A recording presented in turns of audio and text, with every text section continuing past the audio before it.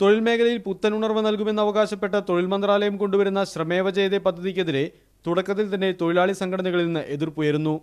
തൊഴിലാളികളുടെ ക്ഷേമത്തിന്റെ പേര് പറഞ്ഞ് തൊഴിലുടമകൾക്ക് അനുകൂലമായ പദ്ധതി നടപ്പാക്കുന്നുവെന്നാണ് തൊഴിലാളി സംഘടനാ പ്രതിനിധികൾ ഉന്നയിക്കുന്ന ആരോപണം.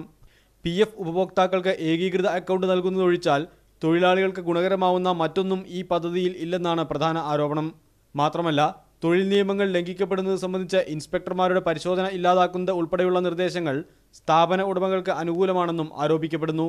ഗൗരവതരമായ പരാതികളിൽ മാത്രമേ പരിശോധനകൾ ഉണ്ടാവൂ. ഈ ഗൗരവ സ്വഭാവം ആര് തീരുമാനിക്കുമെന്നതും പ്രശ്നമാണ്.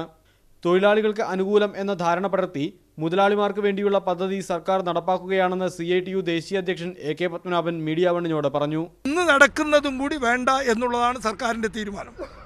അപ്പോൾ ഇത് സുഗമമാക്കുക എന്നുള്ളത് തൊഴിലുടമകൾക്ക് സൗകര്യമുണ്ടാകണം, പുതിയ നിക്ഷേപകർക്ക് സൗകര്യമുണ്ടാവണം. ഈ ലോകത്തിലുള്ള നിക്ഷേപകന്മാരോട് മുഴുവൻ ഇന്ത്യയിൽ വന്ന് ഉൽപ്പാദിപ്പിക്കുക എന്നുള്ളതാണ് പ്രധാനമന്ത്രിയുടെ മുദ്രാവാക്യം. അപ്പോൾ ആ മുദ്രാവാക്യത്തിന് വേണ്ടി ചെയ്യുന്ന കാര്യങ്ങൾ അത് തൊഴിലാളിയുടെ പേരുപയോഗിച്ച് ചെയ്യാമെന്നുള്ള അങ്ങേയറ്റത്ത് ചുരുങ്ങിയ വാക്കിൽ പറഞ്ഞാൽ, ഏറ്റവും കുറഞ്ഞ രീതിയിൽ പറഞ്ഞാൽ, ഇത് സർക്കാരുകൾ സാധാരണ നടത്തുന്ന തട്ടിപ്പുകളുടെ മറ്റൊരു ഭാഗമാണ്. വൻകിട വ്യവസായികൾക്ക് അനുകൂലമായി മാത്രം തീരുമാനങ്ങളെടുക്കുന്ന സർക്കാർ നയത്തിന്റെ തുടർച്ച തന്നെയാണ് ശ്രമേവ ജയതേ പദ്ധതിയുമെന്ന് AK പത്മനാഭൻ ആരോപിച്ചു.